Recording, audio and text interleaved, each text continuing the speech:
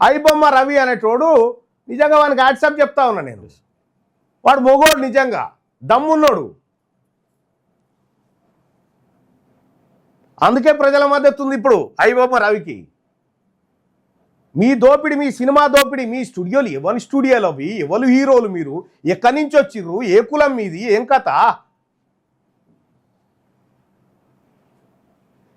అసలు ఐబొమ్మ రవి వాళ్ళ భార్య, అయ్యా మావోడికి ఇవి చేస్తున్నాయా, మీరు సన్నాసులు, మీకు దొరకడు కానీ ఇంకో గిట్ల చేసిండా, ఈ ఆస్తులు అమ్ముకొని పోయేందుకు వచ్చిండు, మీరు పట్టుకోరని ఇంటిస్తే అలా భార్య పట్టిస్తే తప్ప మీకు పట్టుకున్న పాపాన పోలే. మీతో అయితే అదా సజ్జనార్ గారు? సైబర్ క్రైమ్ నాపండి. ఈ సైబర్ క్రైమ్ నాపు నీకు దమ్ముంటే నువ్వు దానికి మునగాని అయితే అది ఆపుపోసుద్దాం.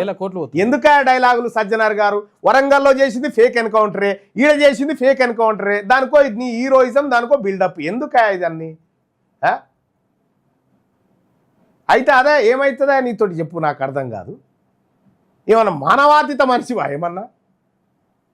ఈ డైలాగులు బంద్ చేయి. అవి సినిమాలలో ఏసకాలు వేసుకుంటారు, ఆ డైలాగులు సరిపోతాయి. కానీ మమ్మల్ని ఛాలెంజ్ చేస్తే ఏమవుతుందో ఏం కాదు. నోటపీస్ ఇంకా 24 ఉన్నాయి ఆడ, వాళ్ళని పట్టుకో. ఐబొమ్మ అది పోగానే ఐబొమ్మ 1 అని ఇంకోటి వచ్చే చెప్తున్నాడుగా సివి ఆనంద్ గారు. ఓరు నాయన ఈ కాదురా, ఇది పోతే మళ్ళీ ఒకటి వస్తుందా అని చెప్తానే ఉన్నాడు సివి ఆనంద్. మీ ఐపీఎస్ ఆఫీసర్ ఇంతకుముందు కమిషనర్గా చేసిపోయిన ఆయనే చెప్తా ఉన్నాడు.